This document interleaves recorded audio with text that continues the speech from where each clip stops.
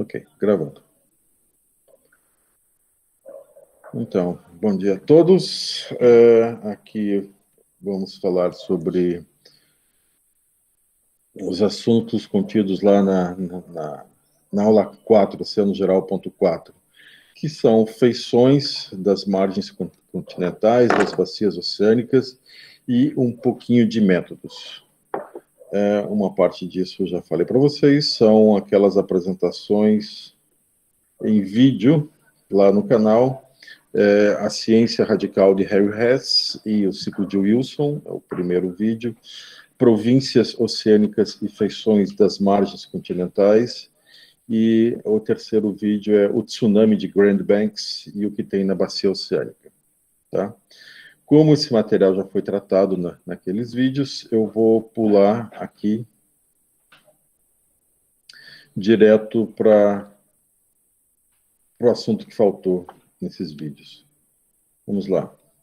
Aí a capa, né, o assunto, vamos lá. Também falo de batimetria, como já está no vídeo, né, o assunto de batimetria, acho que melhor do que aqui, inclusive, vou passar batido.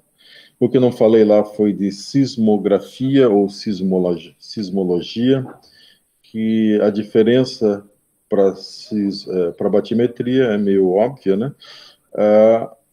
Com a batimetria, a gente quer saber só o tamanho da coluna de água, onde é que começa o fundo submarino. E com a sismologia, a gente quer saber do que é feito, qual é a natureza, como está constituída as camadas do fundo submarino. E para isso a gente precisa de muito mais energia, certo? Não é um bip de sonar que vai resolver. Geralmente se usam explosivos. Mais recentemente, para não usar explosivos, se usam canhões de ar comprimido. Mas o nível de ruído é compatível com uma explosão de uma banana de dinamite ou coisa parecida. Então, as ondas de choque penetram as camadas de rocha no fundo, né? E são captadas por um receptor, um sensor, e lá esse material, aliás, esses sinais é transportado para o navio, e lá então essa informação é trabalhada, né? É tornada inteligível. E vão aparecendo então as camadas do fundo, as camadas macias, ou se tem bolsões de gás ou de petróleo, inclusive, as camadas de basalto, o relevo por baixo da camada de areia e lodo, existe uma paisagem bem acidentada de basalto. Isso se revela através da sismologia. Os ambientalistas, e eu também, né, condeno bastante, porque essas explosões afetam muito a vida marinha, certo? Quando tem esse tipo de prospecção aí na costa brasileira, começa a aparecer tartaruga, baleias, golfinhos, mata tudo. Se não mata, atordoa e os animais morrem depois. Animais do bento, os caranguejos simplesmente viram de costas e tem uma morte lenta ali. É bastante impactante. Lembrando que a água conduz o som com 800 vezes mais intensidade que o ar, né? Então, é um impacto muito grande. Eu tenho, falando sobre esse assunto do som sendo propagado na água, o relato de um cientista que trabalha com baleias, e ele estava perto de uma baleia e a baleia resolveu fazer alguns cliques perto dele, não sei, sem motivo aparente, e ele disse que as vísceras dele embaixo d'água começaram a pular. Se ela não parasse, provavelmente ele ia morrer, de tão forte que são esses cliques. Bem, a sismologia, é claro, é muito ligada à prospecção do petróleo. As tecnologias de sismologia estão muito avançadas. É possível fazer prospecção sismológica, né, em 3 dimensões. Então, você consegue desenhar direitinho, delinear direitinho as reservas de gás e petróleo. E vocês vão ver aqui nessa imagem aqui da direita, que é possível, inclusive, guiar a perfuração, né, a broca que está descendo lá no sedimento.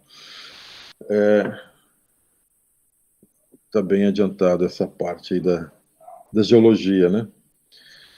Vamos adiante. Bem, daí tem a parte de batimetria, que é aquele vídeo que tem lá, então eu vou passar bem rapidinho. Aqui a gente fala do sonar de varredura lateral, é uma das maneiras bastante utilizadas hoje em dia para se fazer levantar a topografia do fundo. Aqui a técnica laser, basicamente existem comprimentos diferentes de onda do feixe de laser, para o qual a água pode ser transparente, no caso aí do feixe verde, que é de 532 nanômetros. A água é totalmente transparente para esse comprimento de onda. Já o outro feixe com 1064 nanômetros de comprimento de onda, a água é como se fosse um sólido, é assim, totalmente opaco. Então, essa tecnologia vem sendo usada também para cobrir grandes áreas, né? Aí, explicando um pouquinho a diferença entre o multifeixe e o side scan, de varredura.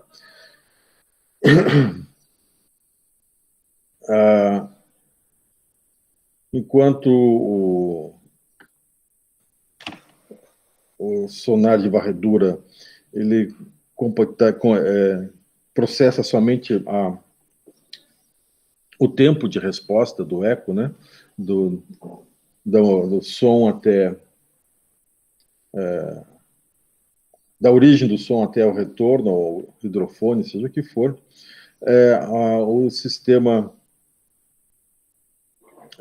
multifeixe ele avalia a intensidade da resposta. E assim ele consegue dizer se o fundo é feito de seixos, ou de rocha dura, ou de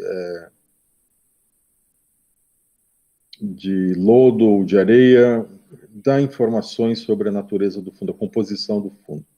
Para vocês terem uma ideia, isso foi feito aqui no Porto de Recife, e vocês vão ver que tem na imagem assim, trilhas, né?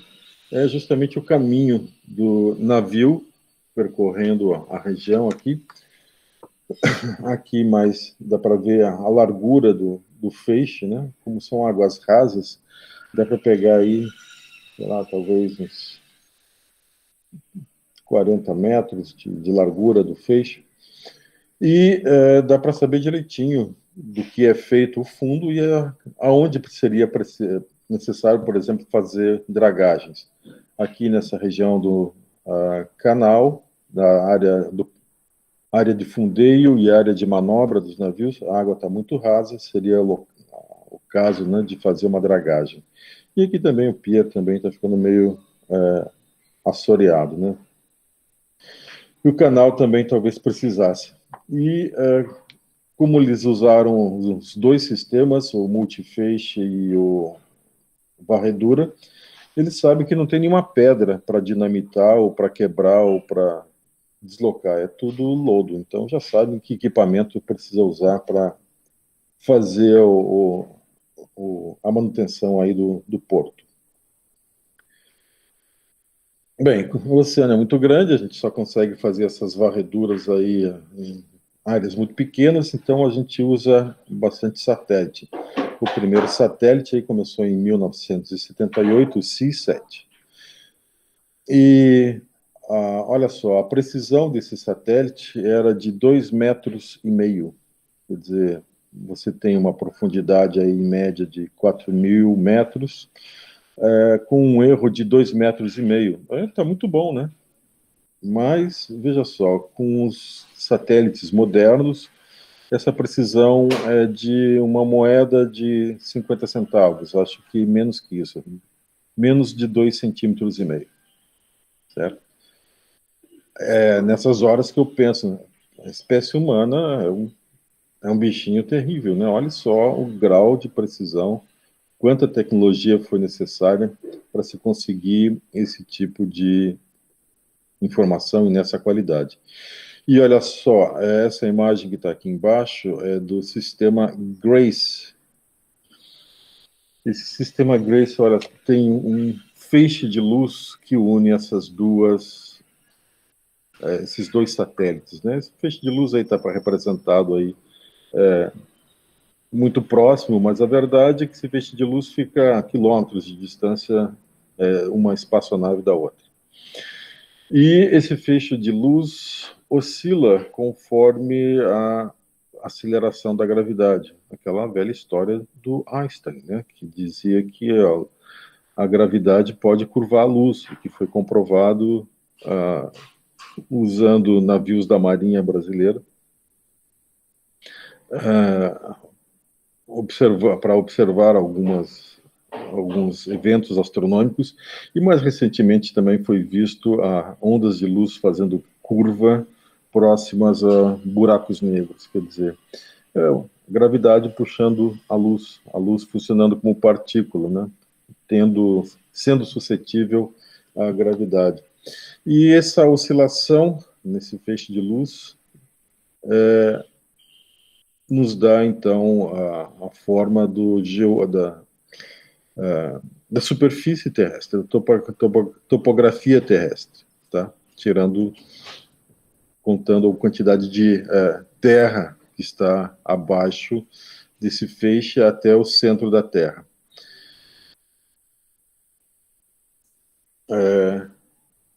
Eu fico pensando que tecnologias incríveis estão a bordo para medir a oscilação desse feixe de luz como se fosse uma corda de violão. É algo muito louco. Bem, continuando.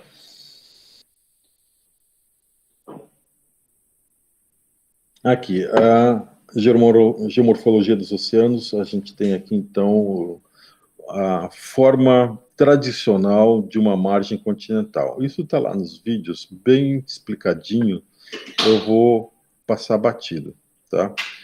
Aqui também eu falo de plataforma interna, média, externa, vão lá nos vídeos, isso aqui está muito melhor explicado lá, muito mais legal.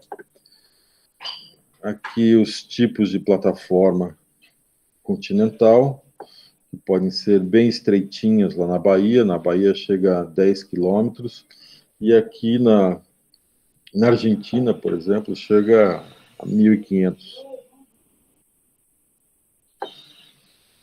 Aqui na Paraíba nós temos apenas... esqueci agora, mas algo como 30 quilômetros, ou nem isso, até a borda da plataforma. É uma plataforma bem estreitinha na Paraíba. E não vai a 200 metros, não vai nem a 130, na realidade, acaba aí com 60 a 80 metros. Quer dizer, ela é interrompida.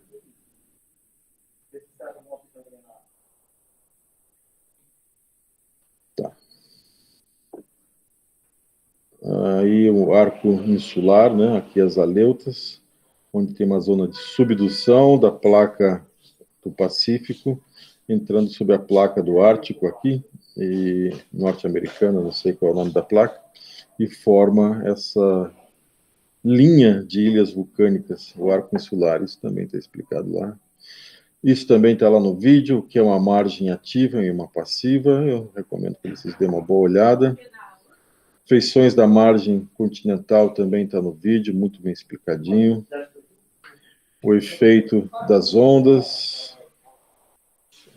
vai erodindo a costa, talvez não dê para vocês verem, mas aqui tem humanos, né? Ali onde está meu cursor, são pessoas, para vocês terem uma ideia da escala. Bem na linha de maré, onde acontece a maior erosão, que vai escavando o pé das falésias, como acontece aqui na Paraíba também, onde a maré alcança, o pé da falésia é escavado, chega uma hora ela desaba e as ondas, então, carregam esse sedimento, por isso que é tudo tão aplainadinho aqui, né, nessa área, o efeito das ondas. Carrega esse material para o canal e isso vai parar eventualmente lá no fundo da bacia oceânica. A gente vai ver isso mais para frente. Aqui, por que a borda da plataforma continental tem sempre, ou quase sempre, 130 metros, né? Do ponto de vista do direito do mar, o pessoal estabeleceu 200 metros como limite da plataforma continental. Mas essa é uma decisão arbitrária. Na maior parte do tempo, a borda da plataforma está mesmo a 130 metros. E isso também eu deixo bem explicadinho lá no vídeo, como é que os sedimentos que caem que são carregados pelos rios, né, e chegam ao mar, como é que eles se movimentam. Isso também está por lá. Vamos dar uma passada mais rápida. Falando sobre o cone do Amazonas, também tem lá. Tá, naquele vídeo lá sobre o tsunami de Grand Banks, o assunto é justamente isso, cânions e correntes de turbidez. Aqui também falando desse tsunami de Grand Banks. Feições da bacia oceânica está lá, são montes submarinos, qual a diferença entre colinas, montes, bancos e ilhas, né? Vocês encontram lá no vídeo. O aspecto de um guiote. Veja que o eixo vertical é sempre aumentado, né? Aqui seria em escala 1:1. E feições da cordilheira meso-oceânica, que é aquela região onde as placas oceânicas estão crescendo, né? O que a gente encontra por lá? Além do Rift, que foi descoberto lá pelo Henry Hess, nós temos outras estruturas aparecendo. Uma das bem interessantes é o aparecimento das fontes termais submarinas. E ainda hoje, ou talvez mais forte hoje do que logo quando foram descobertas essas fontes, na década de 70, se não me engano, parece que o surgimento da vida na Terra estava ligado a essas fontes. Por que dizem isso? Porque lá haveriam condições, muita energia, materiais, possibilidades de combinações químicas até formar um RNA, ou um precursor do DNA, né? Enfim, possibilidades, né, da química da vida acontecer. Ou melhor, da evolução química da Terra, dá surgimento à evolução biológica na Terra, né? E como é que funciona isso? Junto das áreas de fraturas e dos rifts, né, a rocha é toda rachada, apresenta muitas fissuras. E por essas fissuras, a água do fundo do mar, né, entra, penetra e vai se aquecendo por conta da proximidade do magma, da estenosfera. E então ela retorna. E é interessante, é um fenômeno natural, acaba acontecendo um circuito virtuoso. A água fria entra por certas fissuras e a água quente sai por outras. Esse digamos assim, uma propriedade emergente desses sistemas, né, de se auto-organizar. E dependendo da temperatura com que essa água sai no fundo do mar, essas fontes termais recebem nomes diferentes. Quando é só temperaturas um pouco mais quentes, até, digamos aí, 30 graus centígrados, é só uma fonte termal, certo? Lembrando que a temperatura lá no fundo chega a 3 graus. E a partir desses 30 graus até 350 graus, nós temos os white smokers, ou as fumarolas brancas.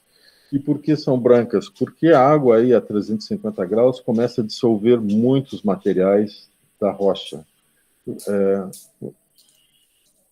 A água a capacidade da água de dissolver, seja o que for, sais ou minerais, aumenta muito com a temperatura. Você já deve ter experimentado isso. Sei lá, fez uma limonada, botou gelo e depois botou açúcar. O açúcar praticamente não dissolve. Agora você pega um café quente, você coloca 2 colheres de sopa e de açúcar, para quem é formiga, né? E esse açúcar todo vai se dissolver. Na realidade, eu lembro que quando eu estava na escola ainda, uma das brincadeiras preferidas lá no laboratório de ciências, era um colégio público, veja só, tinha essas coisas na época. Era fazer cristal de açúcar e de sal. A gente aquecia a água destilada e hipersaturava de sal ou de açúcar, e daí deixava esfriar. Geralmente a gente colocava um fiozinho ou um clipe de papel, e aí aparecia no final um cristal, se fosse de açúcar era romboide, assim, pareciam diamantes, se fosse de sal era mais um cubo, e era essa a brincadeira. E tinha outra brincadeira também, é que deixar esfriar, colocar água fria ou gelo em volta, daí com um lápis chegava no copo de Becker e dava uma batidinha assim, tum, e instantaneamente tudo virava um cristal, endurecia aquela solução. Bem, e assim que se formam então esses chaminés que está mostrado aqui, né? A água superaquecida a 350 graus, ela não chega a passar por estado gasoso, a gente vai ver isso lá na física, né, na sonografia física, por conta da pressão.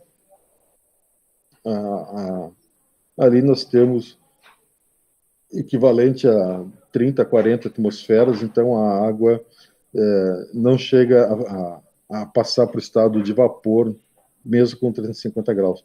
Mas vem carregada de sais que foram dissolvidos da rocha. E no momento em que esses sais entram em contato com água gelada, vai formando depósitos, que são esses chaminés, que podem ter até aí uns 20 metros de altura. E essas fumarolas, então, dão a possibilidade do surgimento de formas de vida que não dependem da fotossíntese, mas da quimiossíntese, certo? Então, existe uma comunidade biológica aqui, muito particular, muito especial, e cuja a produção primária não é baseada em fotossíntese, e sim em quimiossíntese. Tem vertebrados, tem moluscos, tem poliquetos, tem uma comunidade inteira vivendo aí nessas condições. Aqui existem alguns estudos, eu acho que eu coloquei aqui no slide. Em 6 anos, navios de pesquisa viram que naquela falha de San Juan de Fuca, onde acontecem os terremotos lá em São Francisco, na Califórnia, foram depositados 50 milhões de metros cúbicos de lava. Quer dizer, o terreno foi se abrindo e a lava foi preenchendo, né? Então as placas foram se afastando. Bem, adiante. Outro processo, outra feição que a gente encontra nas bacias oceânicas são as lagoas hipersalinas. Basicamente são fontes de água carregadas com 4 a 5 vezes mais sal do que a água do mar que a gente conhece, né? A água do mar normal. E, por conta disso, essas águas se tornam bastante densas. Eu não vou colocar aqui, que demora, perde muito tempo, mas acontece, um desses submarinos, estou representado aqui, ó, tentou entrar numa lagoa hipersalina no fundo do oceano e não conseguiu. Ele boiava como um pedaço de isopor, certo? A água é bem mais densa e é por isso que forma esses depósitos.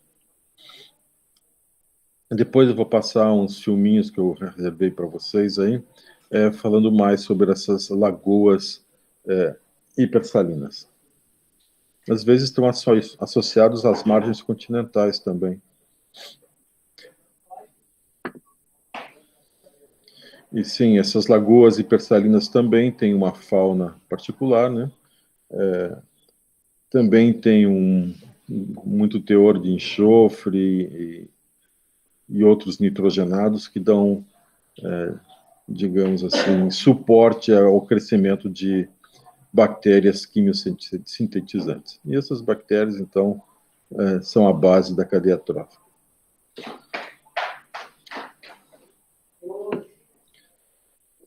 Bem, continuando na aula 4, né, eu falo então sobre sedimentos marinhos. E a Paraíba digamos assim, tem dá para passar uma vida estudando esses processos aqui, né, no nosso litoral. Aí na imagem, arenitos de Mamanguape, né, totalmente erodidos, aliás, parcialmente erodidos, tem as informações muito legais. Vamos ao que interessa. Da onde vêm os sedimentos marinhos? Isso também eu coloco lá no vídeo, bem explicadinho, mas eu vou resumir para vocês. Sedimentos marinhos têm origem litogênica, quer dizer, processos erosivos. A chuva lava a terra, o aluvião leva essa terra, esse solo, esse sedimento até os rios, e os rios levam para o mar. Biogênico é de origem biológica, né? Pode ser carapaças de moluscos, carapaças de plâncton, pode ser pedaços de coral, enfim, existem vários animais que produzem material biogênico, sedimento biogênico. Hidrogênico, esse tipo de formação de sedimento tem a ver com a química da água. Por exemplo, carbonato de cálcio. Se o pH da água do mar é baixo, o carbonato de cálcio se dissolve, né, quando a água está mais ácida. E é por isso que essa acidificação dos oceanos é um problema. Os animais não vão conseguir fazer conchas, por exemplo, né? E quando está muito básico, então o carbonato de cálcio precipita, às vezes precipita sobre rochas ou qualquer substrato duro que está no fundo, recobrindo, né, formando camadas sucessivas. Ou outra possibilidade é que forma pequenos agregados, pequenas partículas que vai precipitando na água, como se fosse uma neve, uma poeira muito fina, e vai formando sedimento desse tipo aí, hidrogênico. E o cosmogênico é aquele tipo de sedimento que é produzido no momento do impacto de meteoritos, certo? Como tem uma liberação de energia muito grande, sedimentos como areia, por exemplo, eles fundem como se fosse vidro, formam pequenas pérolas de vidro por conta da energia do impacto. E como esses sedimentos se movem, então, no oceano? Aqui nós temos uma imagem que não tratei em vídeo, então vou gastar uns minutos a mais aqui, da Barra de Cabedelo, né? Aqui nós temos a Península de Cabedelo, aqui nós temos Costinha e o Porto de Cabedelo, aqui nós temos o Rio da Guia, tá? Mas não interessa. E aqui nós vemos essa mancha de sedimento fluindo, né, para fora do estuário, enquanto nós temos água mais verdinha, água mais transparente entrando no estuário pelo lado de Cabedelo. O que está acontecendo aqui? Eu lembro que logo que eu cheguei aqui, um aluno de física queria fazer um estágio comigo. Era um menino muito obstinado, E eu disse, mas eu sou biólogo, como é que eu vou te orientar e coisa e tal? E ele disse, sei lá, a gente vê o que pode fazer. E ele acabou trabalhando 2 anos comigo. Ele fez um trabalho tão legal justamente nessa região aqui, muito antes dessa foto, aliás. Nós descobrimos que mesmo quando a maré está enchendo, certo? Existe ainda um filão de água do estuário que acaba escapando aqui por Costinha, Fagundes, etc. Quais são as consequências disso? Primeiro, qualquer pé de chinelo ou garrafa PET que se jogue no estuário tem boas chances de parar em alguma praia aqui de Costinha e Fagundes. E de fato é assim. A deposição de lixo lá é enorme. Tá? Eu lembro que quando eu tinha aulas para os alunos de turismo, uma das brincadeiras que eu fazia é chegar numa ponta dessas aqui e a gente fazia uma fila, 10, 15 alunos, perpendicular à orla, assim, né? E eu dava um saco de lixo para cada um deles, e não dava, assim, 15 minutos para todos terem seus sacos de plástico cheios de plástico. Que tipo de lixo, né? Era lixo industrial, não podia ser, por exemplo, um pedaço de madeira velha, isso não contava como lixo. Mas, sei lá, um tubo de desodorante, chinelo, pedaço de isopor, material de pesca, aquelas barrinhas que são fluorescentes, assim, que eles usam para marcar posição de rede ou para atrair peixes, né? Então, esse material, rapidamente a gente enchia todos os sacos de lixo e era uma aula prática bem surpreendente, né, com a quantidade de material. Por mais que Costinha e Fagundes se esforcem para manter as praias limpas, nunca vai conseguir, porque tem toda a bacia do Rio Paraíba, todas as cidades ali, João Pessoa, a própria Cabedelo, às vezes, Santa Rita, São Miguel de Mipibu, sei lá, todo mundo que joga lixo ali vai parar, vai passar por ali por Costinha e vai sujar. Bem, outra coisa que a gente está vendo aqui é que essa lama acaba se depositando em grande parte no fundo em frente de Fagundes. E se você já andou por essas praias aqui, você viu que uma das práticas de pesca mais comuns aqui nessa região é a pesca do camarão, certo? Tem o camarão pistola, tem o camarão sete barbas. E por que justamente aqui? Porque esse sedimento que vem de dentro do estuário, além de material mineral, tem muita matéria orgânica. E o camarão vive disso. Então ele fica lá nessa lama, ciscando, pegando partículas orgânicas, comendo e crescendo. E essa lama de lucena, que eles chamam, né, é um recurso tão importante quando eventualmente aparece um pescador aqui de Cabedelo e vai ali para a lama de Lucena e tem um pescador lá já de Lucena. Da briga, pode ser briga de facão, sai daqui, aqui é a nossa zona de pesca e assim por diante. Tá? E por fim, só para vocês verem que dependendo da maré, a, a área do mar de dentro, né, que fica entre os recifes e a praia aqui, praia de Formosa e tudo mais, Intermares,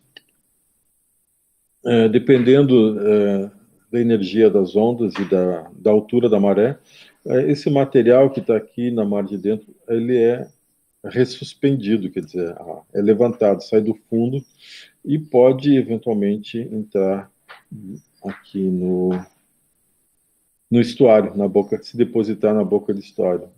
Essa foto é maravilhosa, foi feita por um astronauta.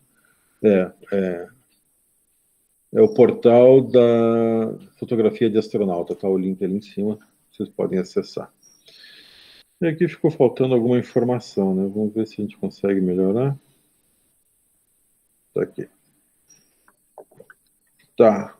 Os sedimentos que chegam nos oceanos, de onde vem? A maior parte vem pelos rios, né? 18 vezes 10 a nona toneladas por ano. É terra pra caramba. Um estado, dá para cobrir um estado inteiro. Glaciares, geleiras e placas de gelo levam aí 2 a 10 a nona toneladas por ano. O vento tem uma participação importante, aqui é 0,6, mas lembre que continua sendo 10 a nona toneladas por ano. Erosão costeira, 0,25, nós conhecemos muito bem aqui, né, a nossa ponta dos Seixas, ali o Cabo Branco, né, a praia ali sempre fica dessa cor aqui por conta da erosão que acontece ali.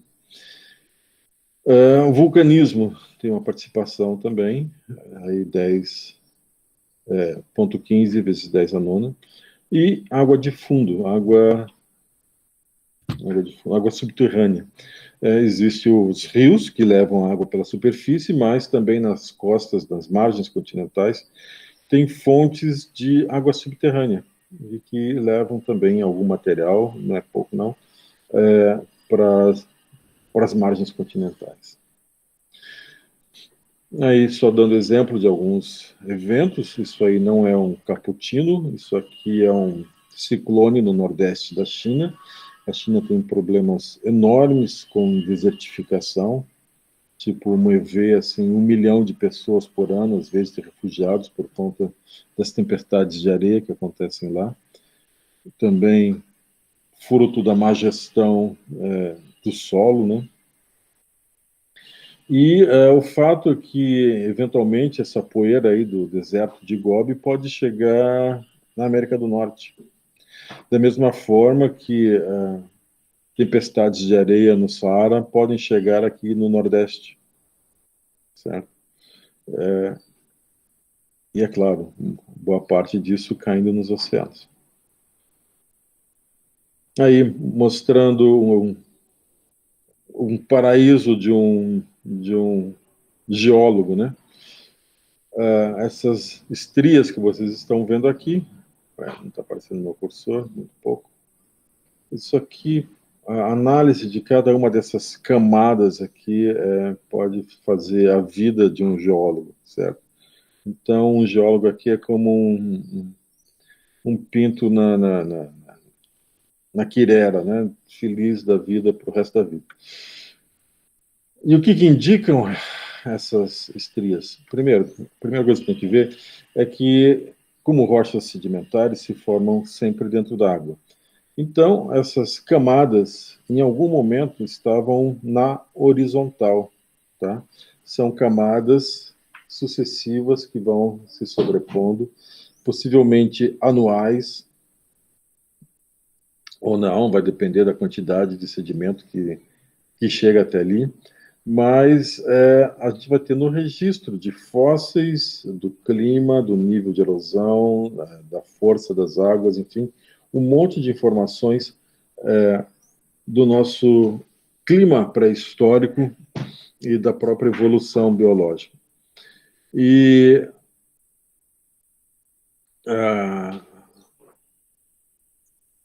a forma como essas marcas se preservam, né, tem a ver com os processos de solidificação do sedimento, né? Depois de uma certa altura, o material que está na base assim dos sedimentos começa a ser pressionado e escapa água. E aí, quando diminui a quantidade de água, a concentração de sais aumenta. E aí, em determinado momento, isso cristaliza, endurece. E pela pressão continuada há milhares de anos, isso acaba sendo preservado. Como é que esses sedimentos, como é que essas linhas foram parar aqui numa posição vertical, 90 graus do que foram formadas? Por dobramento, por movimentos tectônicos localizados. O terreno se dobra, às vezes fazem alças, e então acabam ficando nessa posição, né? Que é maravilhoso para um geólogo, né? Ele vai andando e vai recuando no tempo, tirando pedacinhos aí das rochas e vendo como é que aconteceu. Aqui a gente vê como são as correntes de turbiditos. Nessa imagem aqui, não sei se vocês estão olhando o meu cursor. Acho que não, né? Sim, professor. Tá. Aqui significa que foi uma corrente turbulenta, porque tem material biogênico, conchas e seixos, né? Espalhados de forma mais ou menos aleatória. Os mais grossos no fundo e depois os mais finos junto do final dessa camada. Uma corrente de turbiditos típica é essa daqui, onde a gente tem areia grossa e devagarinho vai se tornando cada vez mais fina as partículas. Por quê? Partículas grossas simplesmente se depositam mais rápidas. E aqui, por exemplo, nós temos, vocês já devem ter visto na praia, quando o fundo do mar forma aquelas costelinhas, assim, né? Pequenas dunas, fica enrugadinho. E daí vem uma camada de sedimento e recobre isso. Pronto, fossiliza aquela condição de mar que a gente tinha naquela época ali. E também nas camadas finais é possível você ter a perfuração por animais, daí vem uma corrente de turbiditos e preenche esses espaços e pronto, está fossilizado uma toca de caranguejo ou de algum poliqueta, seja o que for. Então, essas camadas aqui são muito informativas sobre a evolução do planeta. Sem dúvida, um geólogo solto aqui fica feliz. Isso eu tenho também explicado lá no vídeo, talvez não com essa abordagem, mas vamos aqui. Para isso também eu tenho explicado em vídeo, acho que para a gente ganhar tempo, eu nem vou me demorar aqui, certo? O que está aparecendo aqui? Está cortando a minha imagem, o meu slide. Será que Não, simplesmente andou mesmo. Quando muda de plataforma, parece que a diagramação também dança. Então, tem a escala de Crumben, e veja só, um seixo por essa escala, né, pode ter dimensões entre 6 e 25 centímetros. Pô, 25 centímetros é um paralelepípedo, né, de lado, assim. Eu jamais chamaria de seixos. Mas, de qualquer forma, essa escala aí não foi feita para satisfazer a minha intuição, e sim para funcionar, e ela de fato funciona. E as explicações estão lá no vídeo, espero que vocês recorram lá, a informação está bem legal. Aqui, o tipo de material que se forma no fundo com os turbiditos, né?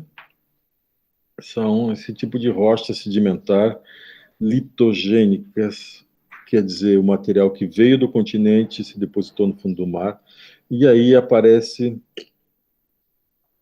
a circunstância onde esses grãos de material variado são cimentados por uma matriz. Essa matriz pode ser calcária, ou no nosso caso aqui na Paraíba, dióxidos de ferro. Eu já vou mostrar algumas imagens para vocês. Aqui nessa imagem nós temos pedra rolada, certo?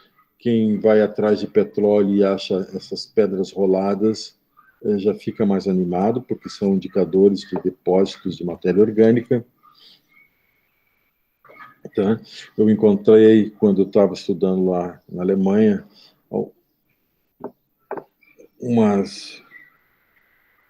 uns pedaços de rocha, assim, com esse jeitão, nas encostas de umas montanhas que eu andei por lá, e eu achava, não, isso aqui é resto de algum bunker da Segunda Guerra Mundial e coisas assim. Não, não, isso aqui foi fundo do mar. Essa montanha que você está andando aí agora, em algumas partes a gente tem o que foi material que foi empurrado para fora, para cima da água, né, do nível do mar, e ficou por aí. É muito legal. Esse é um planeta muito louco. Aqui, essas rochas sedimentares podem ser chamadas de não é vasas, tem outro nome em português, mas também de brecha, e tem várias utilidades. Pedra-sabão aqui no Brasil, por exemplo, seria uma delas. Aqui, esse tipo de pedra que você encontra em todo canto aqui na João Pessoa e também nos pés de falésias, né? Quando as falésias encontram o mar, que é chamado de laterita. Basicamente, o que aconteceu aqui é que o barro que está lá naquele depósito, com as chuvas torrenciais, né, vai tendo seus óxidos de ferro dissolvidos e vai descendo através da areia, né, vai percolando até camadas mais profundas que são impermeáveis. E lá a água vai sendo perdida até que, em determinado momento, esses óxidos, né, cristalizam e formam rocha. Tá? Esse é um tipo de rocha bem comum por aqui. Eu gosto sempre de coletar algumas. E aqui, para mostrar que isso é um conglomerado, né, uma foto mais de perto, vocês vão ver que tem grãozinhos de areia aprisionados, cristais de quartzo aqui, que aconteceu no momento em que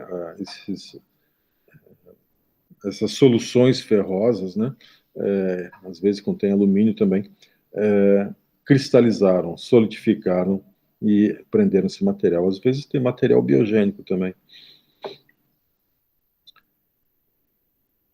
Bem, os tipos, mais um tipo aí de rocha sedimentar, esse é o arenito, Professor, né? Fala. os rodolitos, que são os poliquetas tipo cristalizados que a gente encontra nas praias, principalmente lá de Cabo Branco, no Cabo Branco, também são considerados rochas sedimentares? Eu já vou chegar nelas, mais Ok, uns minutinhos. obrigado. Estou chegando nelas, tá?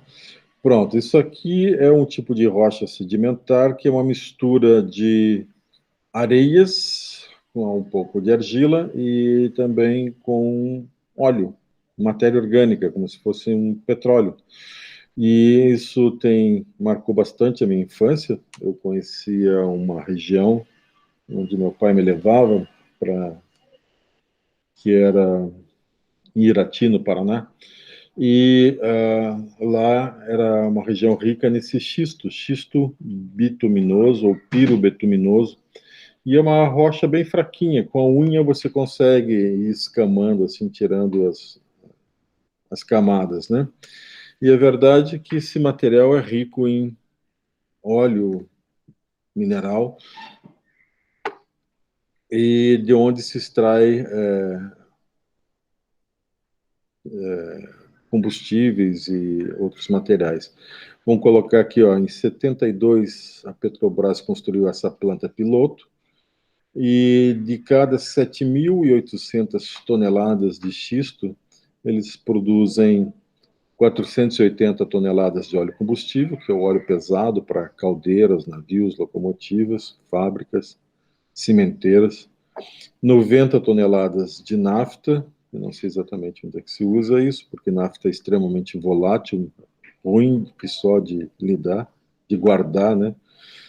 120 toneladas de gás combustível e 45 toneladas de gás liquefeito e 75 toneladas de enxofre, que vai para a indústria química, petroquímica, fertilizantes e materiais plásticos, inclusive, etc.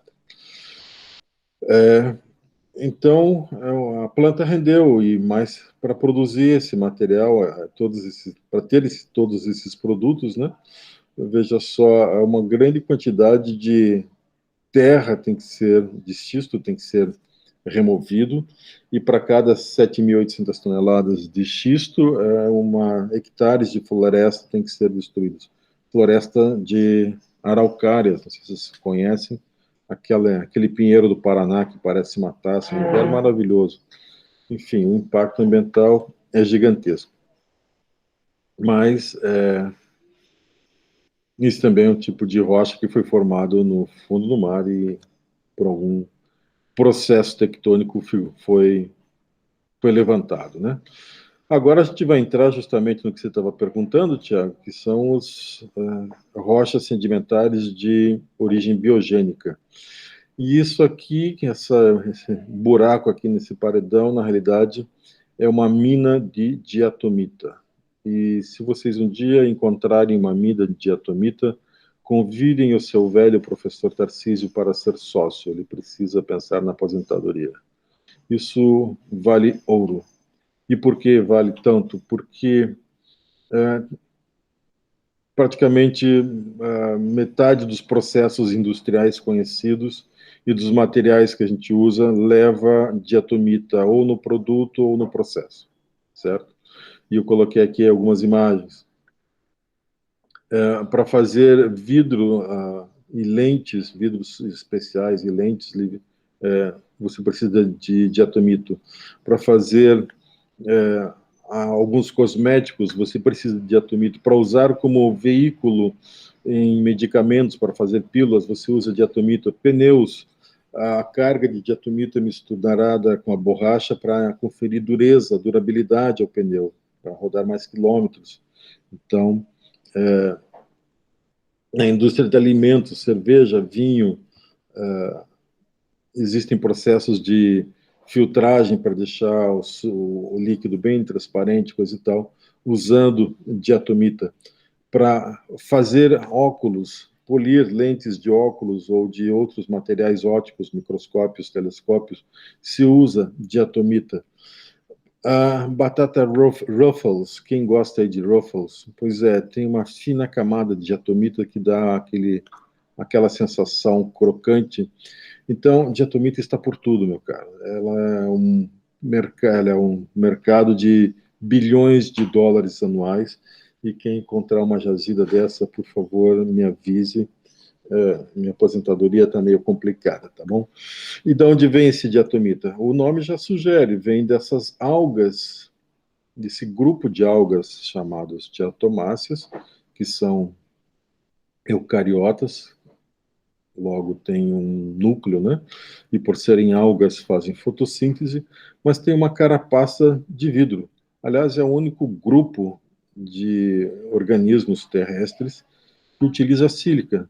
Embora a sílica seja um elemento muito comum na camada mais externa do planeta, né, na crosta terrestre, poucos organismos utilizam. Existe um grupo de gramíneas que faz umas espículas de sílica na borda da folha, são aquelas folhas que cortam a gente, inclusive, mas fora isso, poucos organismos utilizam de forma tão intensiva, né, a sílica. E faz essas frústulas de vidro maravilhosas, diga-se de passagem. Se você pegar no microscópio, você vai ficar amazed, maravilhado, né, com a riqueza de detalhes. Uma história importante associada à diatomita, porque o Nobel, primeiro nome dele, Alfred Nobel, Ferdinando Nobel, né, enfim, o Nobel, que deu o nome ao prêmio, ficou tão rico, riquíssimo.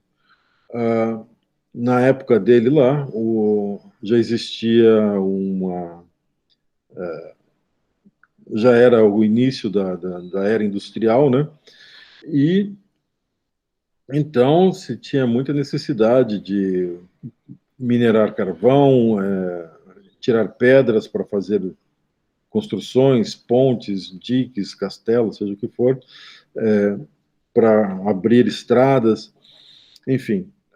E na época se utilizava a nitroglicerina. Nitroglicerina vinha em ampolas de vidro, mais ou menos desse tamanho, e tinha a chatice enorme de que eram extremamente instáveis.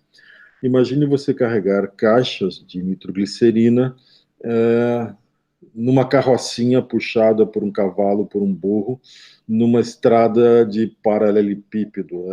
Era uma missão bastante perigosa. Muita gente morria, deixou cair no chão ou bateu com mais violência, pum, explodia. E o que o Nobel fez? pegou diatomita e foi misturando com a nitroglicerina e inventou o TNT, ou dinamite, e tornou a nitroglicerina bastante estável. Você pode pegar uma banana de dinamite e jogar com toda a força no chão. Eu não faria isso, tá? Mas é possível fazer isso sem que a dinamite exploda. E isso essa Vou é testar. a... Hã? Vou testar. Se você tem acesso a dinamite, tá, jogue assim de um lugar alto e não fique por perto, tá? Vamos ver o que acontece. Mas essa foi a grande sacada do Alfred Nobel que deixou ele tão rico, né? Ele deixou a nitroglicerina um material estável e para isso usou a diatomita. Ok, outros tipos de sedimentos biogênicos. Esse aqui são as falésias de giz de Dover. Eu tive a felicidade de conhecer, mesmo que for por um período não muito longo, mas essas falésias são feitas de carapaças de organismos como esse, com um nome maravilhoso, Coccolithophoridios. É essa aqui da espécie Discosfera tubífera. São cerca de 20, 30 micras de diâmetro e formam essas estruturas maravilhosas de carbonato de cálcio. Tá? E como ali naquela região tem um depó, uma corrente que está sempre trazendo nutrientes e esse plâncton vai se depositando aí, até que em algum momento forças tectônicas levaram o fundo do mar e deram origem a essas falésias de giz de Dover. A gente tem afloramentos de outros materiais também aqui em Portugal e tem aqui na Paraíba também. Lá nos vídeos eu falo um pouquinho mais da Paraíba do que eu falo aqui. E aqui, a pedido do Tiago, a gente chega nos rodólitos, né? Que são algas vermelhas que têm um esqueleto calcário. Aqui nós temos um esqueletinho de forma novo em folha, digamos assim, né? As projeções estão ainda alongadas, não estão quebradinhas, mas aqui a gente tem uma microfotografia de transmissão, ou é varredura SM, de varredura, do esqueleto, né, de carbonato de cálcio que essas algas formam. E aqui está o que você estava falando, Tiago, dos rodólitos, né? Que inclusive tem ali a região de Abrolhos, que eu vou mostrar agora para vocês. Agora não, mais para frente, não está mais embaixo, não está aqui.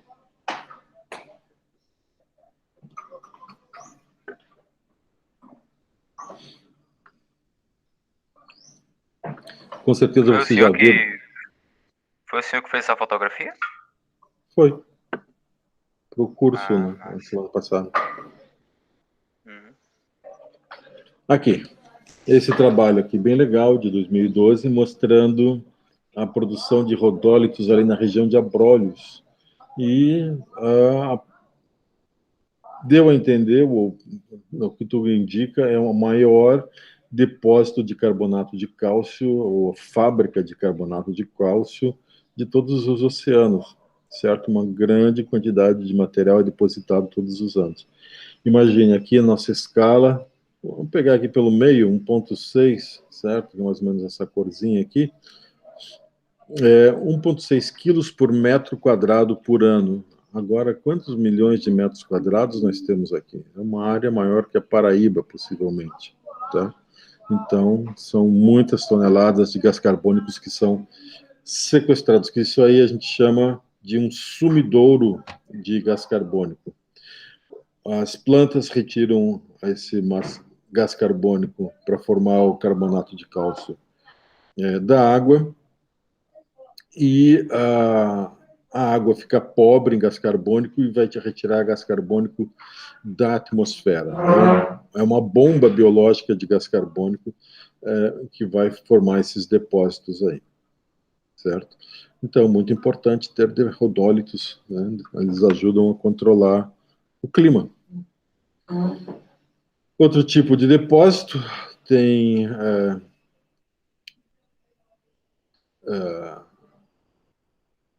também os foraminíferos, aliás, usam carbonato de cálcio, mas tem outros que usam, eu não coloquei aqui, sílica, carbonato de cálcio, deve ter aqui em algum lugar, acho que é o estrôncio que os radiolares usam.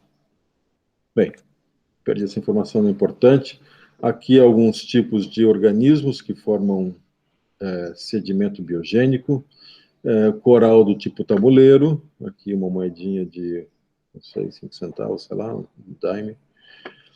Briozoários, esponjas, é um tipo de ostra gigante, e amonitas, tá? Eu lembro que quando eu estava também numa ilha do Mar do Norte, onde eu vivi lá por 2 anos, como parte do meu doutorado, né? Eu recolhia muito amonita que vinha aparecer na praia. Eu deve ter algum lugar ainda escondido lá na casa da minha mãe em Curitiba, se ela não jogou fora, né?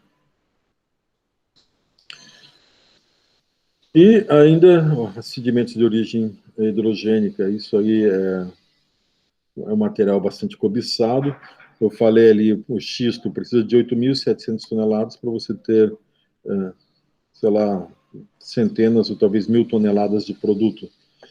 E no caso desses nódulos de manganês ou de outros materiais, o material está quase purificado. Você tira 1 tonelada de nódulos e vai ter 950 quilos de material, de minerais refinados. Então, é por isso que acaba se pagando o esforço de retirar esse material, construindo navios muito especiais, com capacidade de dragar uma área tão profunda de 3.000 metros, às vezes, para retirar esse material. Porque o material está praticamente refinado, né? Então o esforço acaba compensando. E aqui eu tenho também falando sobre isso lá no vídeo, que é o limite Cretáceo Terciário. Foi quando um meteoro caiu lá no Golfo do México e supostamente acabou com os dinossauros. Tá? E aqui nessa amostra de sedimento que foi retirado lá da região, nós temos aqui um sedimento riquíssimo em micro-organismos do Cretáceo, foraminíferos, diatomáceas, vários organismos do plâncton que fazem carapaça. E aqui no limite KT, nós temos os detritos de impacto, inclusive aquele material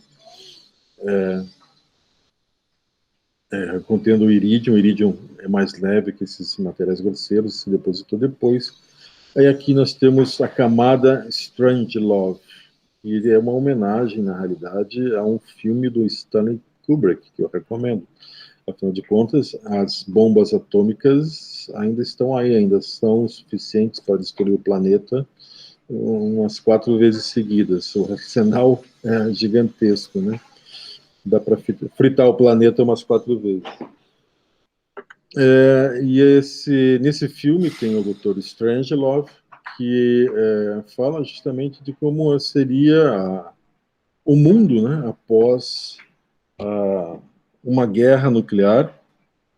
Foi quando o público em geral tomou ciência, daí o valor desse filme, desse diretor Stanley Kubrick, que só fez filmes muito massa.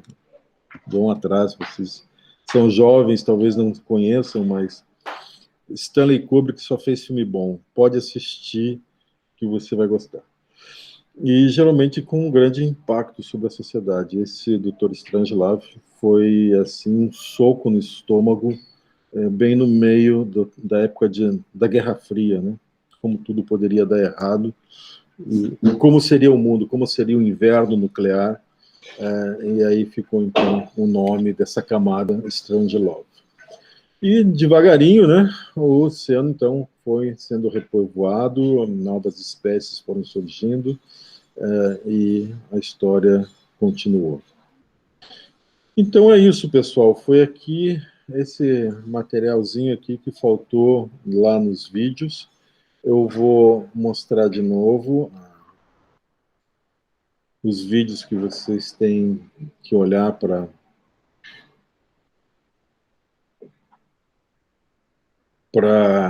complementar essa aula 4, né? Aqui, uma janela.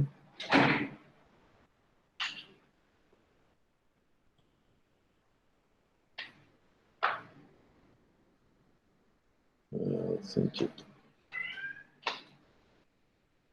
E é caminhão, e é gato, e é obra, é difícil, né? Como a universidade é um lugar protegido, né? Aí, então, esses aí são os vídeos que eu peço para vocês, então consultem antes da gente fazer um novo Kahoot e também antes da gente fazer o primeiro questionário valendo ponto, valendo nota.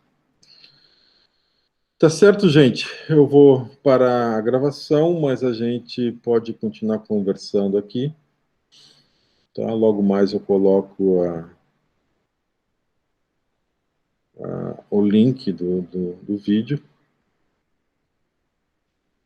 Interrompendo a gravação.